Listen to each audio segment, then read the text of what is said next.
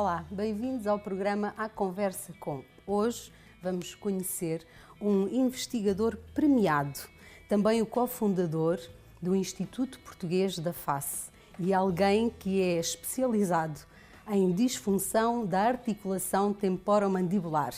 Hoje vamos falar com o Dr. David Ângelo. Olá, obrigado por nos receber. Vamos começar por conhecê-lo. Claro que sim, obrigado eu pelo convite. Hoje vamos recuar alguns anos e vamos começar por conhecê-lo quando tinha 14 anos. Okay. Porque vamos falar mais à frente sobre medicina, mas quando tinha 14 anos era mais o design de moda, era mais o estilista, era mais essa a sua área. A verdade é que o meu irmão mais velho, o Pedro Ângelo, ele é arquiteto. E então eu desde pequeno que tinha a experiência de passar algumas temporadas no Porto, ele estudou no Porto, e ele estava lá a montar os seus projetos de arquitetura e eu era quase o ajudante dele, não é?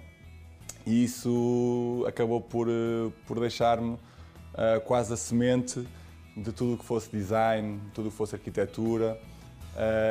E depois, alguns anos mais tarde, lembro-me de estar com uns amigos e decidimos fundar uma marca de roupa, que foi a Arabu. Foi fundada com um amigo que é o Nuno, na altura eu tinha 14 anos, e começámos por fazer uma linha de chapéus. E então a verdade é que eu tinha o porta-bagagens do carro do meu pai cheio de chapéus e oferecia os chapéus todos a toda a gente, e a verdade é que houve ali uma altura em que toda a minha família, quando eu ia a uma festa, andava tudo com chapéus da Arabu, o que acabou por ser muito engraçado. Disso surgiu-se uma linha de t-shirts, onde fizemos umas 150 ou 200 t-shirts, só que eu e o meu colega tínhamos uma grande dificuldade, que era vender as coisas. Então dávamos e a empresa, prejuízo. Isto chegou a uma altura onde nós percebemos que não tínhamos perfil de negócio, que tinha sido uma aventura muito gira, que íamos acabar por dar estas t-shirts aos nossos amigos e familiares, e aí a Arabu acabou por ter a sua última vaga de roupa, que durou cerca de um ano desde o início da marca, até decidirmos encerrar o projeto. Mas é curioso que ainda eu continuo a vestir t-shirts da Arabu, e no outro dia fui à casa do meu colega, do Nuno, e estava o pai dele com uma t-shirt preta a dizer Arabu. E nós ficámos orgulhosos a pensar assim, passado quase 15 anos, ainda continua a haver aqui... Foi um bom projeto na altura errada. Na altura errada, mas a verdade é que as t-shirts tinham muita qualidade, porque passado 15 anos ainda continuam a durar, ainda continuam bem nítidas, ali com o logotipo. E como é que se passa de roupa, como é que se passa de design para medicina, ou para algo que tenha mais a ver com medicina? Ora, pois isso é uma grande pergunta. A verdade é que eu sempre tive a dúvida se queria ser arquiteto ou queria ser médico. Andei sempre um bocadinho neste limiar. E depois, naturalmente, as coisas acabaram por se encaminhar para a medicina. E depois de ter entrado no curso de medicina, acabei por me apaixonar pela ideia de poder ser médico e de poder ajudar outros doentes, tentar investigar certos casos mais complexos e poder encontrar uma solução. O progresso da medicina, o desenvolvimento de novas tecnologias ligadas à medicina, basicamente foi uma explosão de sentimentos que me levaram depois a escolher exatamente ser médico, sem nunca ter a certeza que era esse o meu percurso, mas se eu tinha aquela grande vontade de tentar,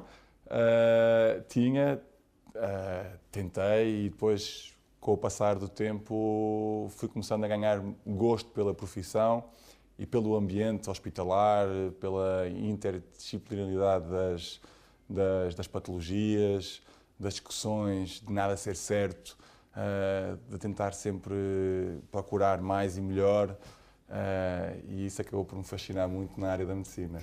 Mas nessa altura já tinha uma ideia de qual seria a área dentro da medicina, ou era a medicina no geral? Nessa altura era ainda... Sabe que nós, quando somos estudantes, muitas vezes criamos uma ilusão que vamos ser cirurgiões, ou vamos ser ortopedistas, ou vamos ser, pronto, sem saber bem ainda que todo o nosso futuro idealizado vai depender de um exame, que é o exame do Harrison. Ou seja, nós chegando ao 6º ano, temos um ano comum e depois antes do ano comum temos um exame que é o exame de acesso à especialidade, que é um exame de seriação, onde todos os alunos fazem o mesmo exame e depois, consoante a nota que têm nesse exame, vão escolhendo as vagas. Ora, por exemplo, no ano onde eu fiz exame, abriu, por exemplo, uma vaga de cirurgia maxilofacial. Pronto, e eu não tive nota para ter essa vaga, não fiquei com essa vaga automaticamente. Pronto. Abriram 6 vagas de cirurgia plástica. Eu mesmo que quisesse, não tendo a nota necessária que fosse para essa especialidade, eu não conseguiria. Ou seja, tudo depende muito desse exame e às vezes a frustração é grande. Há pessoas que repetem 3 e 4 vezes o exame até conseguir entrar naquela especialidade. Eu sempre quis, durante a minha faculdade, fazer algo ligado à área cirúrgica. Pronto. E, entretanto, encontrei na especialidade da estomatologia a vertente cirúrgica com a vertente médica. E achei depois que seria uma boa hipótese e, sobretudo, experimentar. Pronto, já que tinha nota para entrar em estomatologia, entrei, fiz o primeiro ano e comecei a gostar da especialidade. Pronto, e então aí seguiu-se essa minha vertente na área da estomatologia, onde depois, pouco a pouco, me fui diferenciando na área da articulação temporomandibular. Já nessa altura, ou assim que terminou o curso, já estava aquele seu lado do empreendedorismo a pensar qualquer coisa que eu possa fazer para ajudar não só os pacientes, mas os meus colegas ou aqueles que estão a estudar. E aí surgiu uma nova empresa com um outro amigo. Correto, é verdade. Foi nessa altura, eu lembro perfeitamente de estar a fazer um estágio no Hospital de Castelo Branco e, entretanto, estava a fazer urgência, estava a acompanhar a urgência, que é o termo mais correto, e um dos cirurgiões diz-me: olha, sabes suturar? E eu, mais ou menos, vais tu suturar aqui este doente. E era um senhor com uns 70, 80 anos, que tinha uma ferida na cabeça. Bem, e eu lembro-me de calçar as luvas, eu sabia a teoria toda, mas depois a prática eu não tinha experiência nenhuma. Eu lembro-me de demorei cerca de 1 hora a suturar aquele doente. Basicamente, o médico estava sempre a pressionar-me: faz isto assim, pá, tu és incompetente, tu não sabes isto. E eu saí de lá todo encharcado, dei 5 ou 6 pontos e foi o maior trauma da minha vida. E eu disse assim: eu tenho de aprender a suturar rapidamente. Fui à procura de uma solução no mercado e não encontrei nada. Partilhei esta minha experiência com um colega meu, com o Miguel Nunes, e então, basicamente, desafiei-o a fazermos um protótipo de um kit de cirurgia onde nós pudéssemos aprender. Começámos nós por aprender naquele kit, depois outros colegas: isso é tão giro, também posso ter um, não sei o quê. Começámos a fazer para os nossos colegas mais próximos, fizemos uns 30 kits, e depois estamos: se calhar está aqui um potencial negócio e vamos abrir uma empresa. E então assim foi. Abrimos uma empresa, um vizinho do meu pai era ferreiro, ainda é ferreiro, é o Orlando, e eu lembro-me de, no verão, fui lá para a oficina dele e andei lá a fazer vários protótipos em ferro, etc. E, entretanto, chegámos a um protótipo que era bastante funcional, era económico e cumpria o propósito que era os alunos aprenderem o básico da sutura. E foi com esse protótipo que começámos. Começámos realmente com uma pequena empresa que, entretanto, numa fase onde já estávamos mais desmotivados, porque o mercado é um mercado complicado, não é? E nós éramos jovens, tínhamos o curso pela frente, etc. Fomos ao Shark Tank. E então, quando fomos ao Shark Tank, é que a empresa ganha uma outra dimensão, uma outra projeção e ficámos mais profissionais. Depois deixou de ser então o ferreiro, amigo do meu pai, a fazer as plataformas. Arranjámos uma empresa já profissional, que fazia uma simulação 3D, etc. E a verdade é que essa empresa surgiu de uma necessidade que nós tivemos e que basicamente aproveitámos essa nossa visão, entre aspas, para depois entrar um bocadinho nesse mercado. Mas também, pronto, não foi assim um projeto tão bem sucedido, porque hoje em dia qualquer destes projetos exige muita dedicação e com uma vida muito complicada a nível hospitalar, a trabalhar 70 horas no hospital, era muito complicado também ter essa vertente e essa veia empresarial, não é? Mas sempre o lado do empreendedorismo e a inquietude de fazer mais qualquer coisa. E então vem a seguir a Guiné. É verdade, depois vem a Guiné. A Guiné foi um projeto que eu sempre tive, eu sempre quis ir à África, sempre quis perceber como é que podíamos ajudar aquela população e perceber realmente viver a África e poder contribuir para a melhoria, mesmo que fosse muito pouca, mas uma melhoria da saúde daquelas pessoas que realmente sofrem bastante, não é? E então fiz um projeto. O projeto inicial era o ir para casos específicos de patologia oral e maxilofacial, onde mandei vários mails para médicos lá triarem esses doentes, para quando eu fosse, fazia as biópsias, trazia para cá as biópsias de avião e depois analisava e os casos mais graves trazia-os para Portugal para operar e para tratar deles. Pronto. Mas isto foi muito complicado em termos burocráticos, porque, por exemplo, depois eu não era autorizado a trazer para cá as biópsias. Tentei por diversos contactos que eu tinha, diversas redes, inclusive tive uma reunião com o primeiro-ministro da Guiné para ele me autorizar e houve sempre muitos obstáculos, ou seja, não consegui levar esse projeto avante, de modo que chegou uma fase onde o que eu fiz foi então consegui que o hospital me financiasse quase 50 mil euros em material cirúrgico, consegui que a AMI levasse um gerador para montar lá um pequeno bloco operatório. E foi assim, então fui com um grupo de enfermeiros, médicos, para fazer basicamente tudo o que fosse intervenções cirúrgicas na face e não só. Fomos para a zona de Bulama, que era um hospital realmente muito degradado, com muito poucas condições, não tinha eletricidade, por exemplo. E quando chegámos, aconteceu uma coisa terrível. Foi que tinham roubado o gerador. Então, de repente, o projeto caiu outra vez todo por água abaixo. Roubaram o gerador e não tínhamos eletricidade, não tínhamos nada, tornou-se muito complicado fazer qualquer tipo de intervenção mais complexa. E então, basicamente, eu limitei-me com uma lanterna de campismo a fazer pequenas intervenções aos doentes que iam aparecendo. Pronto, e montámos ali, basicamente, uma sala de pequena cirurgia, pronto, digamos assim, mas onde eu senti depois, percebi que tinha sido demasiado megalómano no projeto, porque aquelas pessoas nem lavar as mãos lavavam antes de fazer qualquer tipo de procedimento. Não é? Então eu comecei pelo mais básico, que era íamos ao poço com os enfermeiros, buscar água, ensinar a lavar as mãos, etc. Depois, ao quarto dia, metade daquele material que nós tínhamos levado tinha também sido roubado. Está a perceber? E é uma coisa muito difícil trabalhar em África. Muito difícil. E realmente eu saí lá frustrado porque nada daquilo que eu tinha planeado tinha ido avante e eu tinha contribuído muito, muito pouco para ajudar aquelas pessoas. Senti-me realmente impotente e senti-me que aquele projeto foi todo por água abaixo. Pronto. Acabei por ajudar como podia, em pequenas coisas, realmente passámos uma visita na enfermaria, fazemos um diário clínico, mas a sensação real que eu tive foi que, indo embora, voltou tudo à estaca zero. Pronto, e isso é uma coisa muito, muito triste. E pronto, foi uma experiência, mas realmente hoje em dia, se eu fosse, iria com um projeto mais básico, tentar, através de pequenos gestos, mudar, se calhar, a mentalidade das pessoas. Sim. Além de tudo isto, passou por vários lugares, Leiria, trabalhou com pessoas de Leiria, Setúbal também faz parte do seu currículo, Lisboa, vários lugares por onde passou e depois chegamos até aqui, onde estamos hoje, no Instituto Português da Face. Exatamente. Mas como é que surgiu esta ideia? É o cofundador? Como é que surgiu a ideia de integrar num instituto tudo o que tem a ver com a face?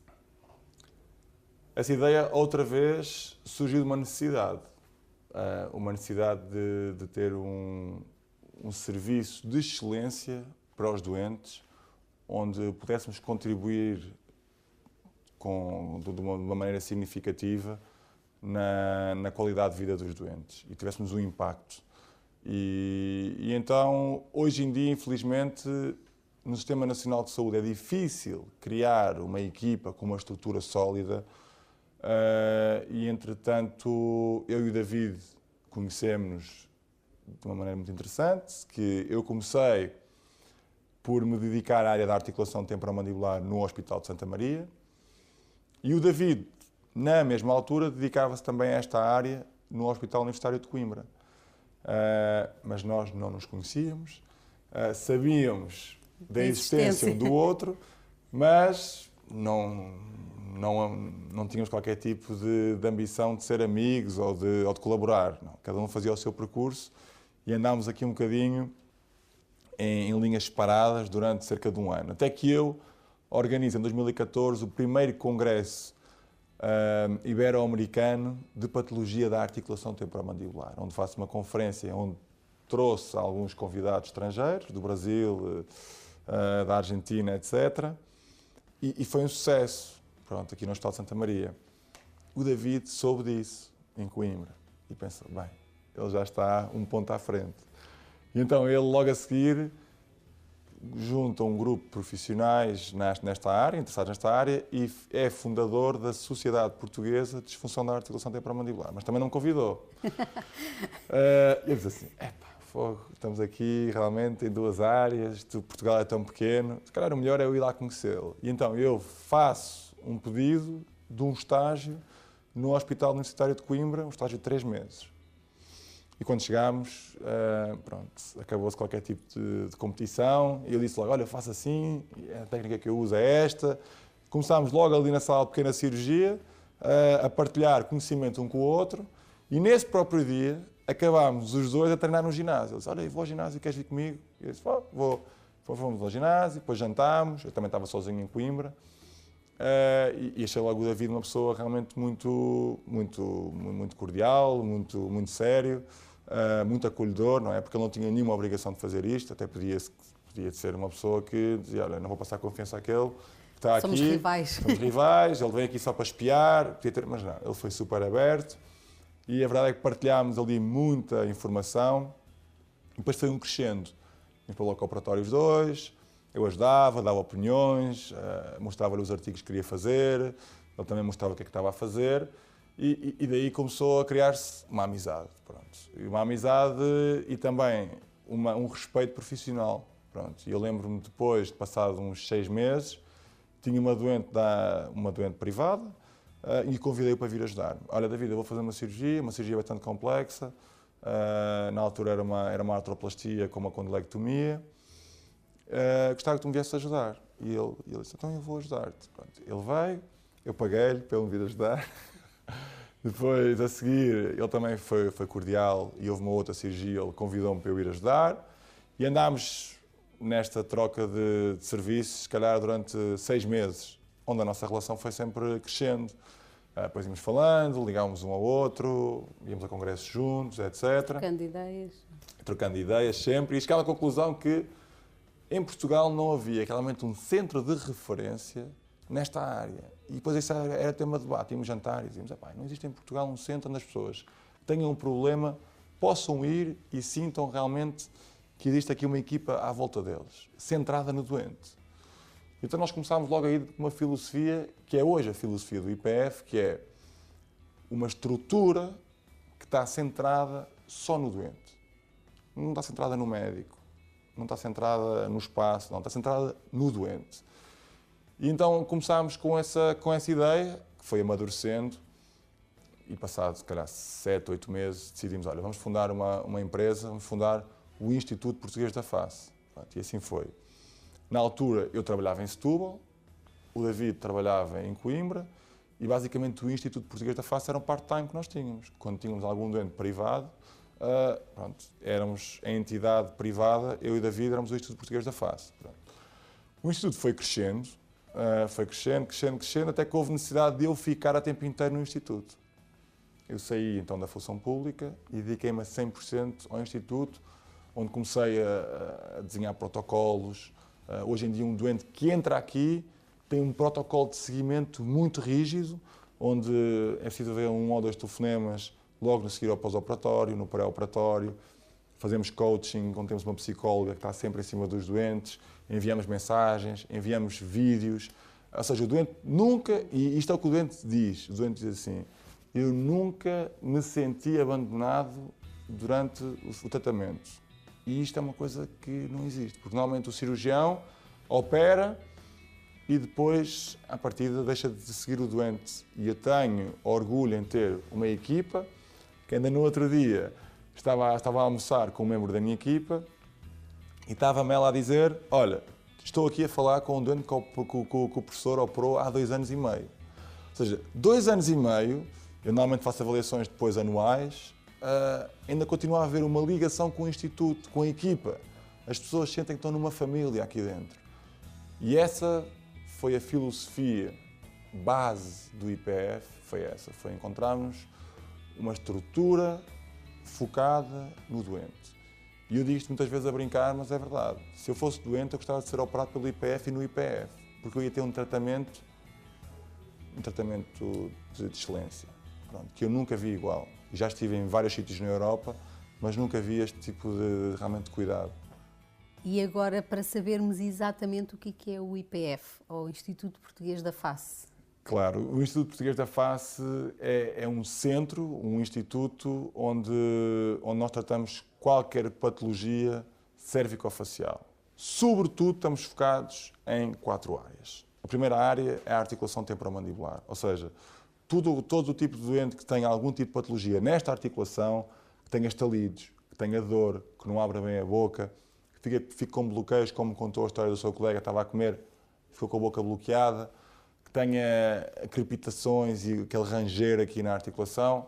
Esse tipo de doentes é um doente que vem aqui e nós fazemos um tratamento global, multidisciplinar, com fisioterapia, acupuntura, cirurgia, se for preciso, e tentamos realmente abraçá-lo numa vertente global.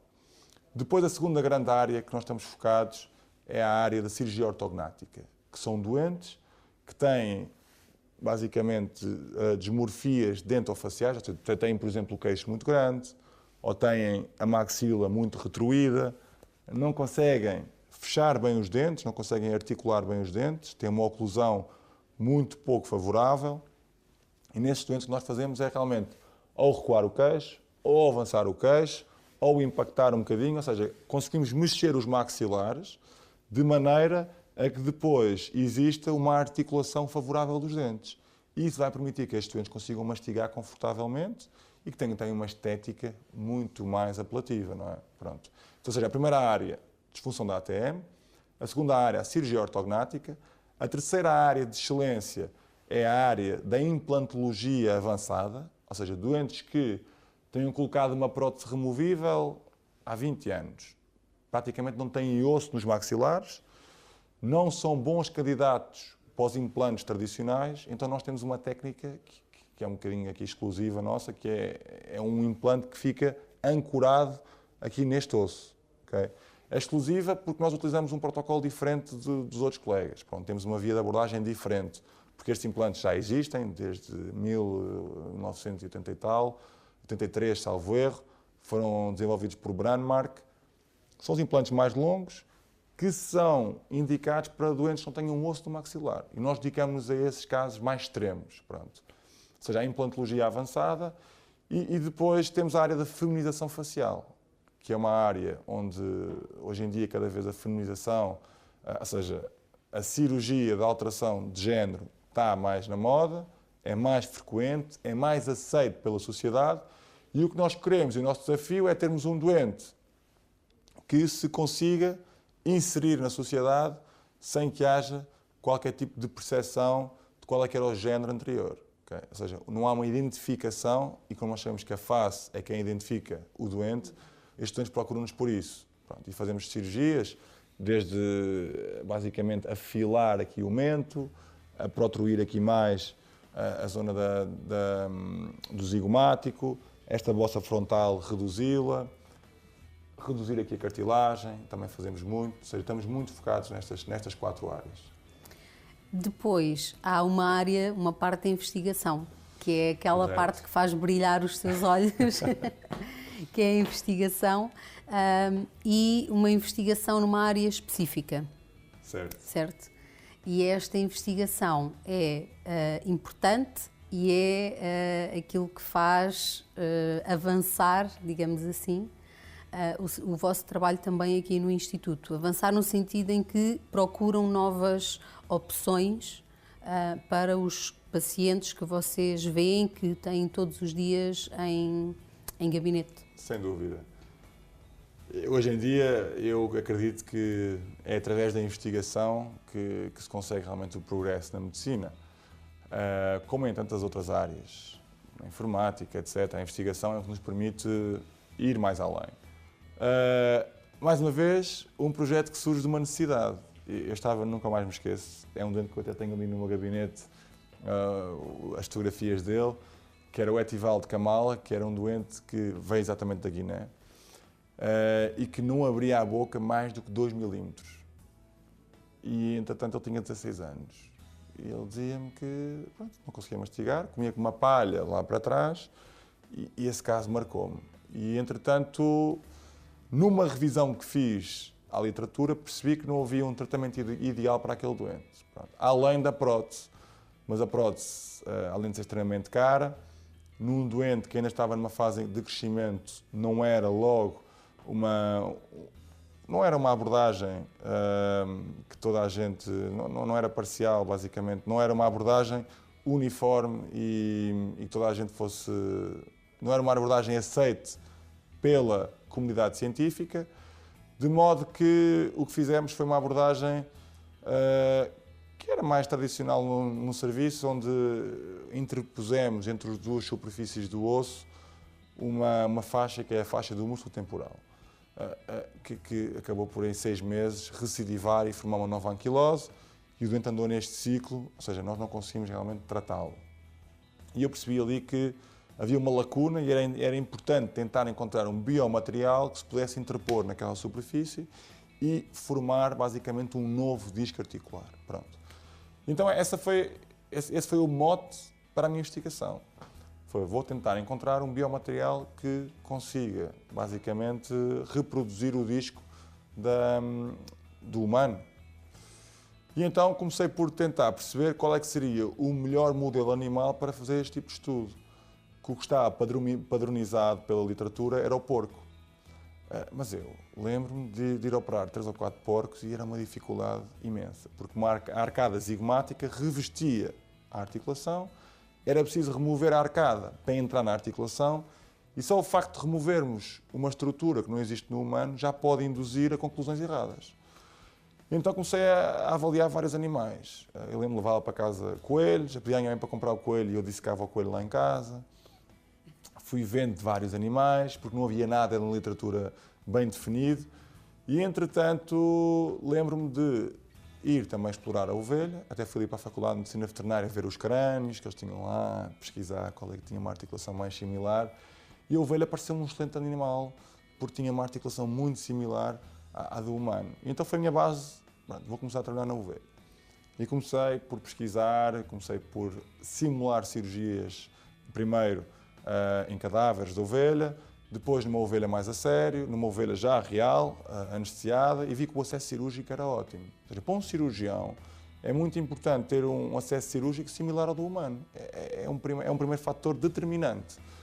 E depois, a partir daí, então, comecei a fazer estudos anatómicos mais rigorosos, comecei a fazer estudos biomecânicos, estudos histológicos, e publiquei em 2016 um artigo científico onde concluí exatamente que a ovelha era o animal mais adequado para a investigação na área da articulação temporomandibular. Publiquei esse artigo acabou por ter uma repercussão grande na comunidade científica, de modo que depois um grupo de americanos que tem muita influência científica convidou-me para participar chama-se isto um position paper, que é um artigo científico onde juntam diversos especialistas numa área, e convidaram-me a mim para ser especialista na área da ovelha, da articulação temporomandibular da ovelha. E onde uma das conclusões desse artigo foi que o modelo a considerar em área cirúrgica da articulação devia ser a ovelha. Pronto. Isso acabou por ter impacto, porque acabei por mudar um paradigma de há muitos anos, não é? E depois disso era necessário um estudo de investigação de alta qualidade. Para quê? Para permitir que as minhas conclusões fossem válidas e realmente tivessem poder científico. Então desenhei um estudo com a colaboração do professor Joaquim Ferreira, da Faculdade de Medicina, que me ajudou imenso nesta área de desenhos, de estudos de investigação, com um grupo de ovelhas, que era um grupo de controle, onde nós simulávamos uma cirurgia à ovelha, mas não a fazíamos realmente. Na outra, tirávamos o disco e não punhamos lá nada a interpor. E na outra, este é que foi um grupo que foi pioneiro a nível mundial, foi tirar o disco e voltar lá a pôr o disco, para perceber o quê? Se a minha intervenção cirúrgica causa ou não um dano à articulação. Então, neste primeiro estudo, concluímos que sim, a nossa intervenção causa um dano na articulação, okay? E tirarmos o disco da articulação também causa um dano severo. Pronto. Outra característica piloto e inovadora deste estudo foi que fizemos as intervenções bilaterais, numa articulação e na outra. Se formos rever a literatura, o que é que toda a gente fez? Tirou ou fez uma intervenção de um lado e o grupo de controle era o lado contralateral. Ora, isso está errado. Porquê? Porque hoje se sabe que esta articulação, sendo bilateral, quando fazemos uma intervenção do lado, também tem uma repercussão no lado contralateral. E então isso é um erro de metodologia, que leva a erros de conclusões. Então nós tentámos minimizar esse erro e fizemos intervenções nas duas articulações. E isso, pronto, esse desenho de estudo muito inovador também levou depois a ganhar um prémio de investigação.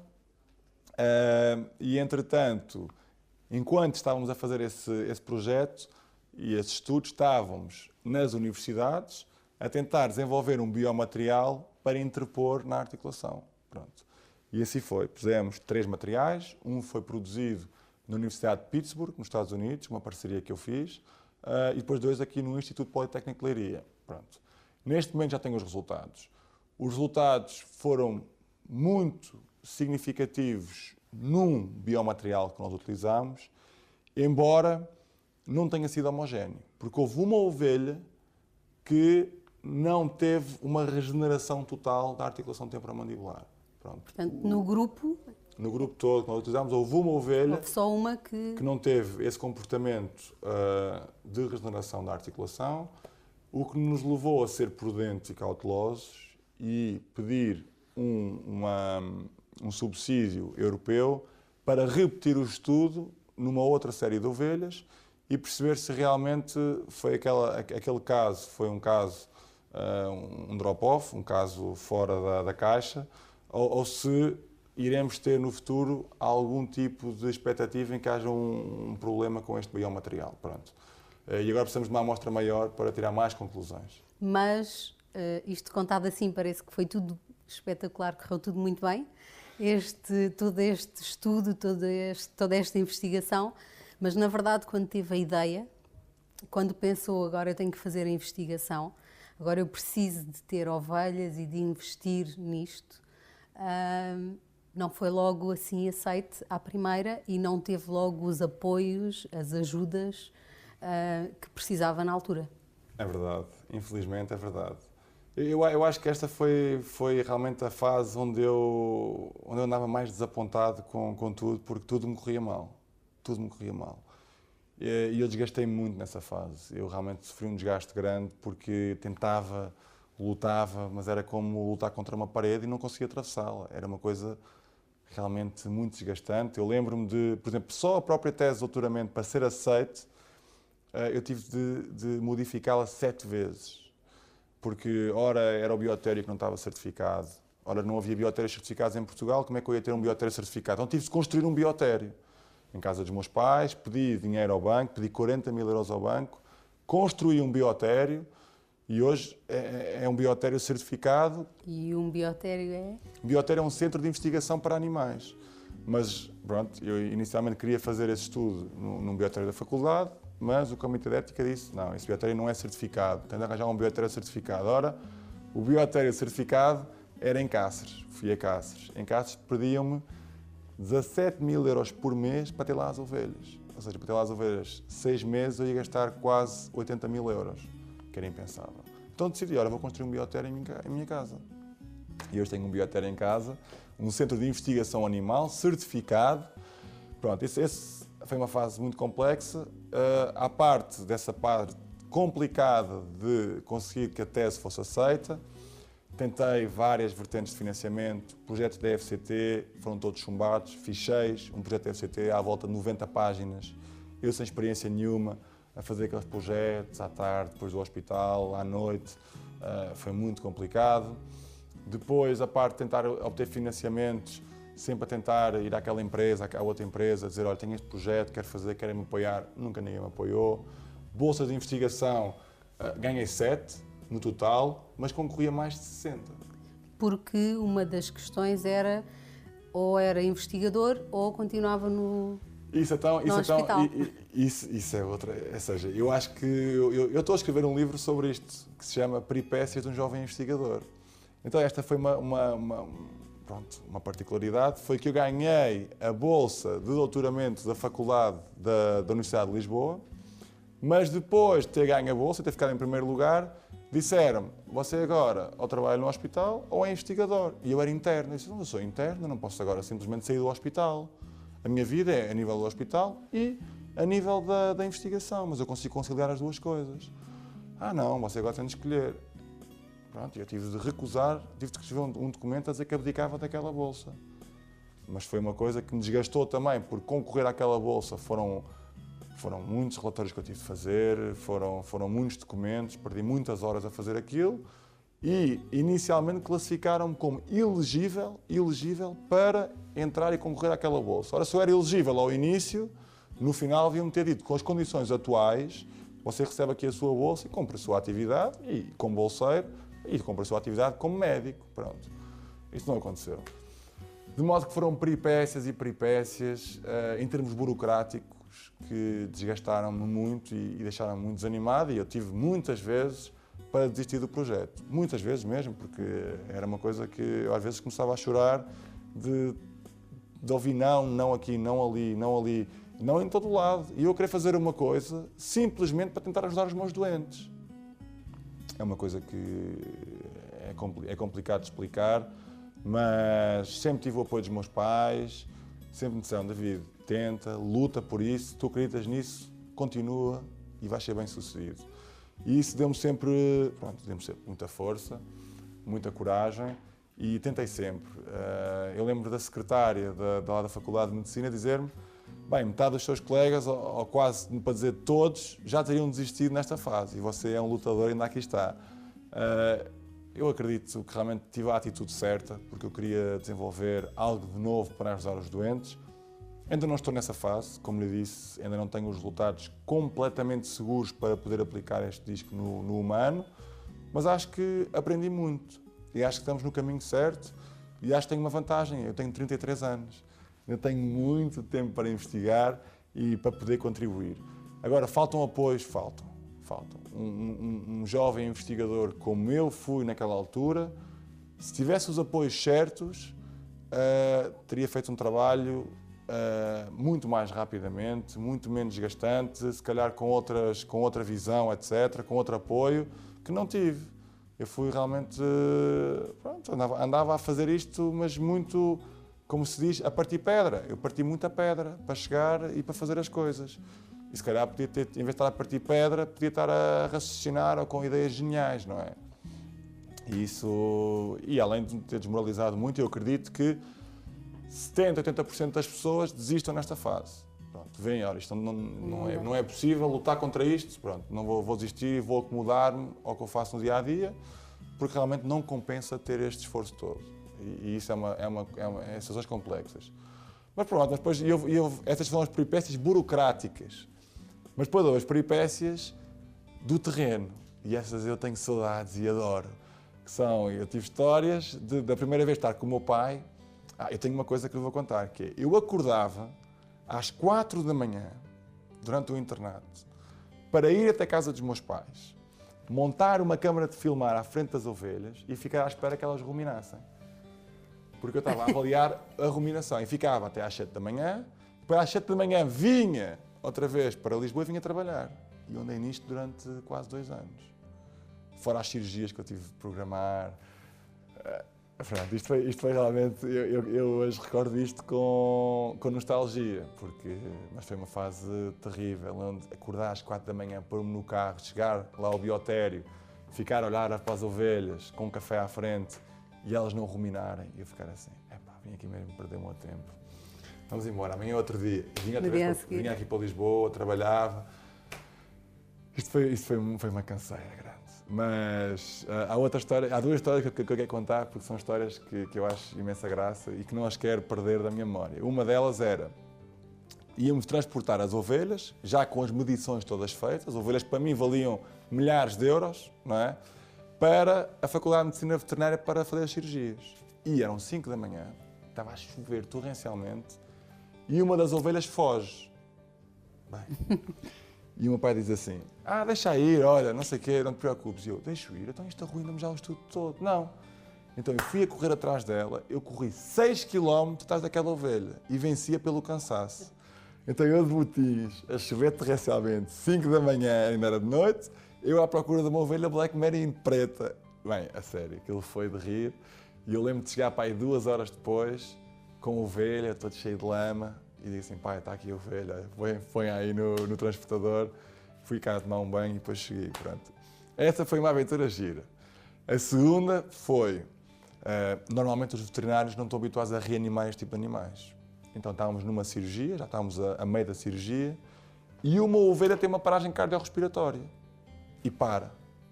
E então ficou tudo, o anestesista ficou assim a olhar para nós, bem, olha, tem de arranjar outra que esta já morreu. E eu, não, isto não acredito, não pode ser. Então comecei a fazer reanimação, comecei a reanimá-la, a reanimar, tá. E a ovelha não é que ela volta outra vez até frequência cardíaca e voltamos à cirurgia, ela ficou bem e sobreviveu durante 6 meses ao estudo. Bem, então essa história foi linda porque realmente estava tudo a olhar para mim, o que é que este tipo está para aqui a fazer? A reanimar uma ovelha. E realmente sem experiência nenhuma, reanimei a ovelha e lembro dessa história com muito carinho, porque ainda hoje nos congressos, depois eu convidei alguns cirurgiões de fora para vir cá ajudar. Ainda agora estávamos no congresso em Munique e estava o Florencio Monja a contar essa história lá ao jantar, do facto, o David reanimou uma ovelha sem ter experiência nenhuma, acreditou realmente que podia voltar lá a trazê-la à vida e fez. E isso lembra, pronto, deixa memórias engraçadas, não é? De um tempo onde dávamos tudo por aquele estudo, dei tudo, e se eu perdesse aquela ovelha, comprometia o estudo todo. Imagina claro. O que era o stress que eu tinha diário. Eu, enquanto a ovelha estava a fazer o transporte, eu ia cheio de medo, podia haver um acidente no carro, e havia um furo, ou uma ovelha se fugia, andava sempre sobressaltado eu. E agora que terminou esta fase, está a preparar-se para uma nova?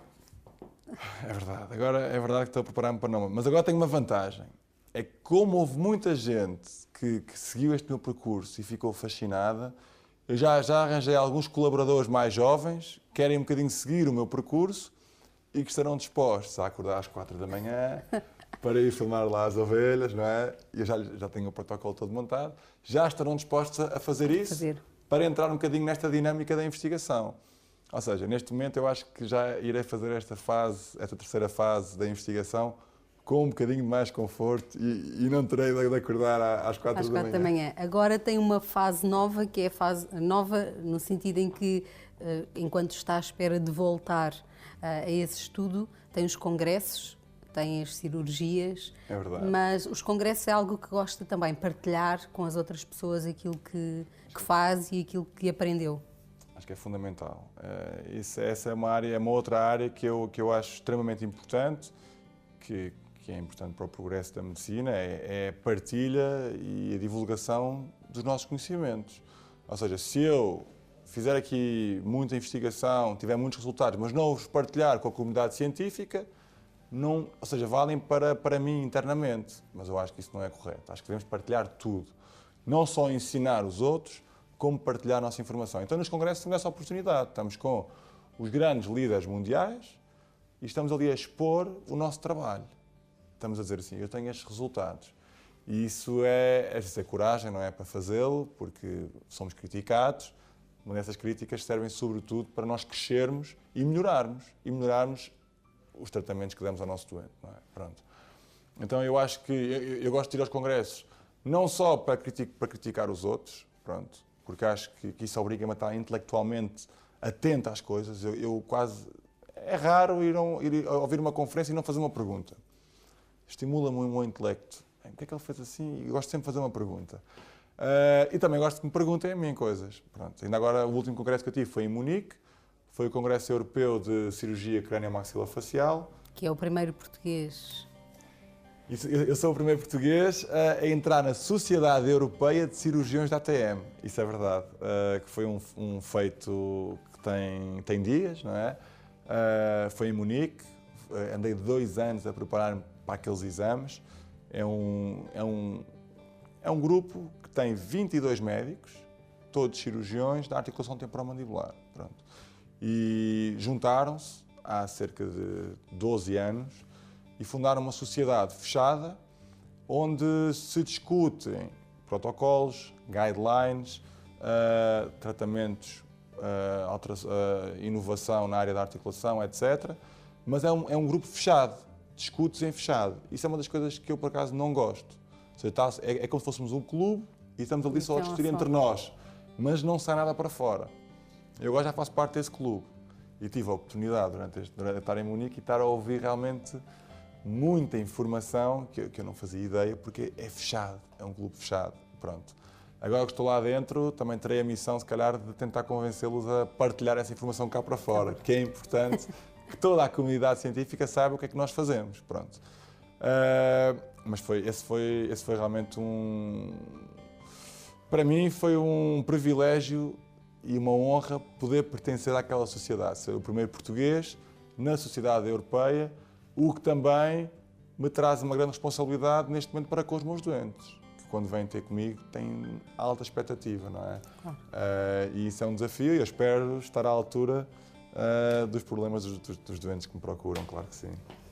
Teríamos aqui muito mais coisas para falar, mas para começarmos a terminar, professor David Ângelo, que além de congressos, além de investigação, além de cirurgias, além de ter os pacientes, além de empreendedor, tem com certeza aquilo que todos temos, uma vida pessoal. Então a família, os amigos, os hobbies, onde é que fica o tempo para todas essas coisas? É verdade, cada vez é menos, infelizmente. O tempo voa e nós muitas vezes paramos para pensar, bem, eu hoje só trabalhei. E isso realmente às vezes é triste e leva-nos a querer mudar um bocadinho a maneira de viver, não é? Queremos ter tempo para o trabalho, mas também tempo para a família. A verdade é que eu vou agora casar. Conheci uma mulher fantástica que me preenche e realmente que me dá tranquilidade mental e espiritual para continuar com estes projetos de investigação. E que me apoia, claro, e que me compreende também, não é? Que também é médica e isso se facilita porque percebe que ser médico é muito exigente.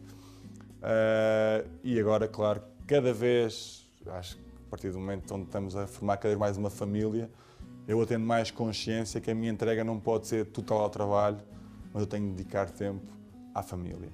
E a verdade é que agora, o ano passado, eu ofereci à minha futura mulher um cão, que foi o primeiro teste antes de termos filhos, não é? Digamos assim, mas foi sobretudo para estimularmos mais este ambiente familiar, para sairmos mais de casa, para passearmos. Então ofereci-lhe um cão salsicha, que é o Tito, que é um grande terrorista, que vai fazer agora 1 ano no próximo dia 6. E tem sido uma experiência, pronto, que deu-nos mais esta sensação de família, não é? E depois, fora a minha mulher, a minha vida mais privada, tenho, claro, os meus pais, que são as pessoas que eu mais admiro na vida e a quem eu devo tudo. Eu devo-lhes tudo, porque eu sou quem sou graças a eles. E a verdade é que realmente é fantástico eu poder ter uns pais que sei que, independentemente daquilo que possa acontecer, eles vão estar sempre aqui para mim. E isso é uma coisa que pronto, não tem explicação. Não tem explicação e eu tenho uma grande admiração por eles. E eles têm-me apoiado em tudo o que eu tenho feito. E eu repito sempre isto, eu espero um dia ser metade para os meus filhos do que eles foram para mim, porque meus pais foram é uma coisa que não tem explicação. E agora, para terminarmos, gostaríamos de saber como é que está a erva à porta da casa dos seus amigos? Essa é uma expressão que usava muito com a minha avó. Não deixes crescer erva à porta dos teus amigos. Eu faço um esforço, eu confesso. Eu, por exemplo, um dos esforços que eu faço é, sempre que vou no carro, numa viagem, eu ligo aos meus colegas. Vou por ordem alfabética e vou vendo. André, já não falo com o André há muito tempo, vou ligar, pronto, e aí corto um bocadinho da erva. Vais, Manel, já não falo com o Manel há muito tempo, ligo um bocadinho ao Manel, como é que estás? Tento fazer isso, já fiz mais, que agora se calhar ando sempre a ligar para outras pessoas de trabalho, aproveito as viagens de carro para trabalhar, mas faço um grande esforço e tenho uma coisa que tento fazer sempre, quando vou, por exemplo, a Coimbra, digo aos meus colegas, estou em Coimbra, olha, estou aqui, querem fazer alguma coisa, querem beber um café, pronto, para tentar realmente não perder o contacto com as pessoas. Mas reconheço que cada vez é mais difícil e então, a partir do momento onde temos trabalho, família e depois ainda conseguir incluir aqui os amigos, com muita pena minha, cada vez os amigos que vão sendo mais sacrificados nesta distribuição, não é? De afetos. Mas é uma expressão que a minha avó usava e eu nunca me esqueço, nunca deixes crescer a erva à porta do teu amigo. Eu tento, mas se calhar às vezes tenho de ir realmente com o corta-relvas um bocadinho mais baixo para que a erva não cresça, é verdade. Então, nós terminamos aqui esta conversa, no fundo foi uma conversa. Claro que sim. Alguma coisa que queira deixar para aqueles que estão a ouvi-lo, alguma palavra, alguma informação que queira dizer àqueles que estão lá em casa? Eu acho que há 3 ou 4 mensagens que eu gostava de deixar. A primeira é o facto de sermos muito persistentes e acreditarmos naquilo que estamos a fazer, não é? E não desistirmos. Eu acho que isso é fundamental para quem quer ter sucesso. A outra mensagem, eu acho que hoje em dia há um equilíbrio entre atitude e conhecimento, e sobretudo na área da saúde. Eu acho, se calhar, que a atitude que a pessoa tem perante os doentes, perante os problemas, perante a vida, creio que é mais importante do que o conhecimento. É uma balança que temos de pesar e a atitude hoje em dia faz muito. Eu posso ter muitos conhecimentos científicos, mas se tiver a atitude errada em relação aos meus doentes, não vai servir de nada. Por isso, nunca desistir, acreditarmos em nós próprios, temos uma atitude correta e que achamos que realmente é o melhor para os outros, e depois tentarmos ser a melhor versão de nós próprios todos os dias. Acordarmos, hoje vou tentar ainda ser melhor do que ontem. Eu acho que se conseguirmos juntar estas três mensagens, não é? E todos os dias tentar pensar um bocadinho nelas, acredito que podemos fazer um mundo melhor. Acredito que podemos ter mais tranquilidade espiritual, não é? E podemos ser bem-sucedidos também, que é importante, como é óbvio, não é? Claro. Muito obrigado mais uma vez por esta conversa. Nós ficamos por aqui e estaremos de volta no próximo programa com um novo convidado, uma nova conversa. Com certeza que vai gostar de estar na nossa companhia.